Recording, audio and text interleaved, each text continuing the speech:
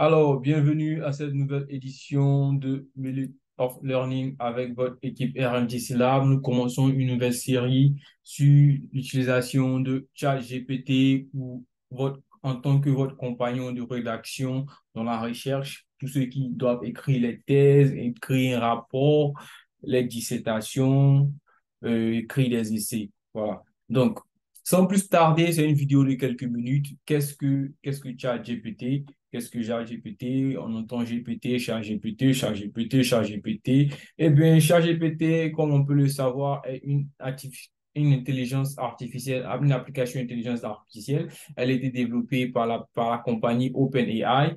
Eh bien, techniquement, le terme GPT vient du terme anglais Generative Pre-trained Transformer. Et en anglais, en français, on peut simplement l'appeler générative, une architecture générative de transformateurs pré-entraînés. C'est ce qu'on appelle les réseaux neurones ou l'apprentissage en profondeur, ou l'apprentissage en profondeur, techniquement, essaie de recopier les techniques, les fonctions cognitives du cerveau. Et comme on peut voir sur la partie en rose, le cerveau humain a cette partie qu'on appelle le lobe frontal qu'on utilise pour pouvoir faire des phrases comme je vais à l'école, I eat a banana. Comme on peut le sentir, c'est cette partie du cerveau qui nous aide à faire ces phrases. Et donc, les réseaux neurones essayent de copier le même système mathématique et donc appliquer ce système-là pour pouvoir générer des tests. Et donc, ChatGPT, qu'est-ce que ça sert? Ça sert à poser une question à cette application et vous donnera des réponses. Et donc, on peut aller dans un sens d'avoir une conversation comme avec un humain qui a un peu des réponses à toutes les questions qu'on peut avoir. Donc, qu'est-ce que le réseau neurone? Le réseau neurone, c'est un peu comme on peut le voir sur l'image, on a des neurones comme dans le cerveau et qui sont connectés ensemble. Et avec un grand nombre de connexions, on peut rapidement donner des informations comme des régressions, des classifications et même générer des textes. Voilà. Donc, c'est un peu ça. Nous, à RMDC Lab, on donne aussi des trainings ou des formations sur les réseaux neurones. Donc, si vous voulez savoir plus, veuillez nous contacter. Donc, à quoi sert ChatGPT? Oh, ChatGPT en anglais. Donc, très simplement, on a posé cette question à ChatGPT de lui-même et lui demander, mais ChatGPT, à quoi est-ce que tu sers? Voilà.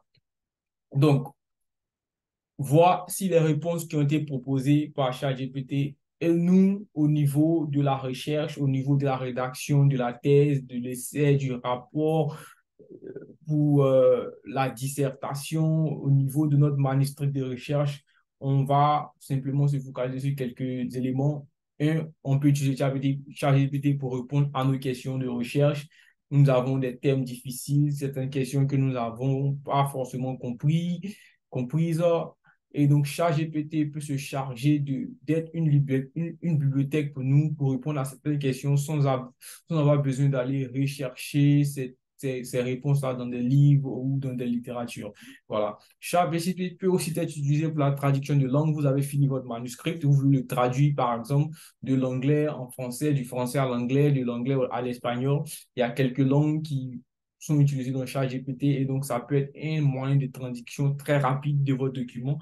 ChatGPT peut aussi être utilisé pour résumer les textes. Comme on peut le voir, on peut avoir un manuscrit de plusieurs pages et nous voulons le réduire en quelques pages. Donc, si vous avez un manuscrit de 10 pages, on peut utiliser ChatGPT pour le réduire en un manuscrit de 5 pages. Si nous avons dix paragraphes, on peut demander à ChatGPT de réduire ce paragraphe en 5. Et aussi, on peut lui demander, nous avons 5 paragraphes, est-ce qu'il peut produire 5 autres paragraphes? Donc, c'est un peu à quoi que ça peut servir au niveau de la rédaction. On peut aussi utiliser pour générer des idées au niveau de la recherche. On a besoin d'idées. On peut demander à ChatGPT qu'est-ce qu'il pense et nous donner des idées qui peuvent être utilisées au niveau de la recherche ou au niveau même de la rédaction. Un autre élément, ChatGPT peut aussi être utilisé à l'assistant de l'écoute pour l'écriture, tout ce qui est erreurs de grammaire, les erreurs de grammaire, les erreurs d'orthographe, des suggestions à l'écriture, l'amélioration du test. Et donc, ChatGPT peut être utilisé pour toutes ces choses-là, la structure de notre manuscrit. Donc, ChatGPT peut être utilisé comme un assistant à l'écriture. Finalement, il peut être aussi utilisé au niveau même de la recherche. Et donc, quand je parle du niveau de la recherche, je vous aider à retrouver des réponses, la littérature et tout ça. Voilà. Donc, est-ce que ça signifie qu'on peut utiliser ChatGPT pour faire tout ce qu'on veut? On est assis et puis on tape un texte et voilà, ChatGPT nous donne des réponses. Eh bien non, il faut faire attention parce qu'en tant que chercheur, on doit respecter les éthiques de la recherche. On parle ici de respect, d'honnêteté, d'intégrité. Et donc, aujourd'hui, nous avons des applications qui nous aident à savoir si un texte ou un contenu a été produit par une intelligence artificielle. Donc, il faut faire très attention, il faut respecter les éthiques. ChatGPT est un assistant, un compagnon, il n'est pas là pour remplacer votre recherche. Deuxièmement, il faut aussi savoir que avec ChatGPT, on a des issues, des problèmes d'exactitude et de précision. Premièrement, ChatGPT peut avoir des biais parce que le modèle a été entraîné sur des valeurs qui sont réelles et donc il peut vous présenter les valeurs selon un biais qu'il a vu dans les données qui ont été utilisées pour l'entraînement. Donc, vous pouvez lui poser une question et il ne vous donnera pas une réponse claire. Voilà. Deuxième élément, ChatGPT a aussi eu des expériences de produits, des fausses informations. Donc, ça sera très, très important de s'assurer qu'on a une idée de la question aussi qu'on pose à ChatGPT. Au niveau de la littérature, la revue de littérature, on a eu plusieurs exemples où ChatGPT a produit des littératures qui n'existent pas dans la vie réelle. On a aussi un manque de sens souvent avec ChatGPT. Il peut vous produire des résultats qui n'ont aucune signification. Et aussi, on parle d'informations très limitées parce que ChatGPT a été entraîné avec des données datant de septembre 2021. Donc, les informations que l'application produit peuvent être limitées et donc ne peuvent ne pas refléter les informations présentes de 2021 à 2023. Dernièrement, on parle aussi de confidentialité. Attention à la confidentialité parce que chaque GPT sauvegarde les informations que vous lui donnez pour pouvoir améliorer ses performances et réentraîner pour donner des résultats encore plus meilleurs. Donc, au niveau de la recherche, au niveau de la rédaction, vous avez de nouvelles données, vous voulez poser des questions à ChatGPT, il faudra s'assurer que ces données ne sont pas des informations confidentielles qui ne doivent pas être partagées parce que lorsque ces informations rentrent dans le système, et bien ces informations sont parties. Il y a aussi l'option dans le chat GPT pour dire au système que nous ne voulons pas qu'il sauvegarde vos informations, mais il faudra faire très attention parce que une fois que l'information est partie, on ne peut plus récupérer cette information-là. Voilà. Donc, voici trois éléments qu'il faut faire très attention en utilisant ChatGPT. Donc, comment utiliser ChatGPT? Nous allons faire c'est une vidéo de quelques minutes.